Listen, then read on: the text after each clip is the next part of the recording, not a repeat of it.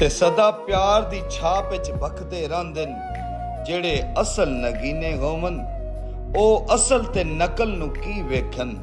ਜਿਹੜੇ ਲੋਕ ਨਬੀਨੇ ਹੋਵਨ ਔਰ ਸਾਨੂੰ ਬਖਸ਼ਿਸ਼ ਮੋਲ ਮੁਨਾਫਕਾਂ ਦੀ, ਭਾਵੇਂ ਦਫਨ ਮਦੀਨੇ ਹੋਵਨ ਉਹ ਹਰ ਨੂੰ ਘਟੀਆ ਆਹਦੇ ਨੀ। ਜਿਹੜੇ ਆਪ ਕਮੀਨੇ ਹੋਵਨ ਤੇ ਬਦ ਨਸਲਾ ਸਜਣ ਕੋਈ ਸਜਣ ਨਹੀਂ ਹੁੰਦਾ।